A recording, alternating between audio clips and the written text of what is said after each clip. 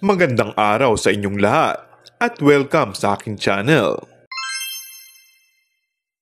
Nagsalita na ang aktor na si Sian Lim, kaugnay sa reel score nila ng producer na si Iris Lee nang maitampok siya sa isang magazine article. Sa naturang artikulo, kinumpirma ni Sian na masaya silang nagde-date ni Iris.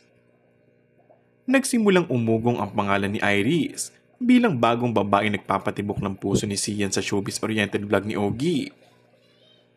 Naispatan din ng ilang Pilipino na magkasama sa Thailand ang dalawa. Matatanda ang kagagaling lang ni Sian sa breakup.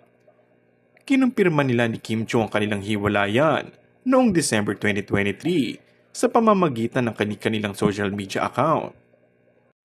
Marami naman ang nabwisit sa mga naging pahayag ni Sian dahil para umano siya pa ang nabiktima na nangyari sa kanila ni Kim Chiu. Nauna nang nagpahayag ng pagkadismaya, lalo na ang mga fans ng aktres. Samantala, ayon sa source, nakarating daw kay Paolo Abilino ang mga naging pahayag na ito ng ex ni Kim Chiu. Hindi naman daw ito nagustuhan ng aktor.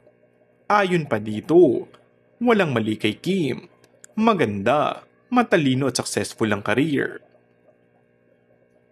Para sa aktor, hindi pagiging tunay na lalaki ang pagsasalita ng hindi maganda lalo pa sa tao naging malaking parte ng buhay mo.